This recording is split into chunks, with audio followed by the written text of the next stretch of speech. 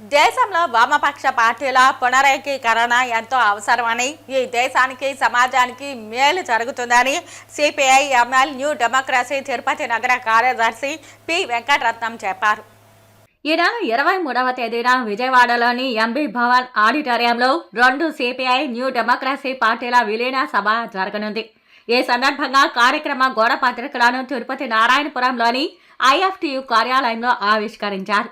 ఈ సందర్భంగా ఆయన మాట్లాడుతూ, జాతీయంగా అంతర్జాతీయంగా కమ్యూనిస్టులు పీడిత ప్రజల కోసం నిస్వార్థంగా పనిచేస్తున్నారని అన్నారు.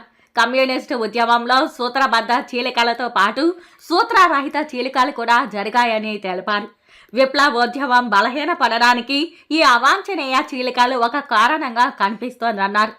వర్తమాన జాతీయ అంతర్జాతీయ పరిస్థితులు సంక్లిష్టంగా మారిన నేపథ్యంలో విప్లవ సంస్థల మధ్య చీలికలను పాలక వర్గాలు అనుకూలంగా మార్చుకునే అవకాశం ఉందన్నారు. దోపిడీ వర్గ శక్తుల మధ్య ఐక్యత, పీడిత వర్గ శక్తుల మధ్య చౌలికలు సరికాదన్నారు. మార్క్సిజం, లెనినిజం, మావో ఆలోచన విధానం వెలుగులు భారతదేశంలో నూతన ప్రజాస్వామ్యక విప్లవ సాధనకై సాగే మార్గంలో 2 సిపిఐ న్యూ డెమోక్రసీ పార్టీల విలీనం ఒక మైలురాయిగా నిలుస్తోందని ఆయన చెప్పారు. ఈ నెల 23వ తేదీన జరిగే ఈ కార్యక్రమానికి రాష్ట్ర వ్యాప్తంగా విప్లవ శ్రేణులతో పాటు అభిమానులు, ప్రజాస్వామికవాదులు కూడా హాజరు కావాలని ఆయన పిలుపునిచ్చారు. ఈ కార్యక్రమంలో ఐఎఫ్టియు నాయకులు లోకేష్, కుడు విజయ్ కుమార్, మోహన్, పీడీఎస్యు నాయకుడు ధనశేఖర్, ఏపీ ప్రగతిశీల మహిళా సంఘం నాయకురాలు అరుణ, లక్ష్మి తదితరులు పాల్గొన్నారు. న్యూ డెమోక్రసీ పార్టీ 12 సంవత్సరాల ముందు విడిపోయినటువంటి శాఖ కూడా ఈరోజు తెలంగాణ, ఆంధ్రప్రదేశ్లో ఉన్న విభాగాలు విలీనం జరిగి గత నెల డిసెంబర్లోనే విలీనం జరిగింది.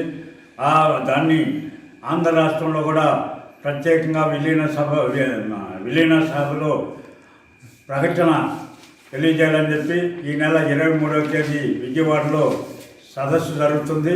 ఆ సదస్సులో 2 శాఖల నుండి 2 పార్టీల నుండి వచ్చినటువంటి వాళ్ళందరూ కూడా ఐక్యతగా విలీనమైనటువంటి కమిటీని ప్రకటించబోతున్నారు. ఈ సందర్భంగా 23వ తేదీన రాష్ట్రంలో ఉన్న అన్ని జిల్లాల నుండి 2 పార్టీలకు సంబంధించిన శ్రేణులు ఆ సదస్సుకు హాజరవుతున్నారు. ఈ కార్యక్రమాన్ని జయప్రదం చేయాలని చెప్పి సందర్భంగా తెలియజేస్తున్నాం.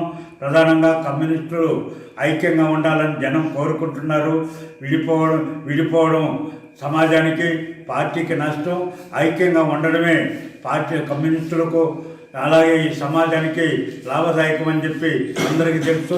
ఈరోజు ఇది ఈ ఘట్టం ఒక చరిత్రాత్మకమైనది. విడిపోయినటువంటి కమ్యూనిస్టులు ఐక్యం కావడం చాలా చరిత్రాత్మకమైనటువంటి విషయంగా తెలియజేస్తూ న్యూ డెమోక్రసీ ఇంతటితో ఆగకుండా ఈ దేశంలో ఉన్నటువంటి అన్ని కమ్యూనిస్టు గ్రూపులను ఐక్యం చేయడానికి కార్యాచరణ పూనుకుంటున్నది. అది కొనసాగుతుందని చెప్పి ఈ సందర్భంగా తెలియజేస్తున్నాం.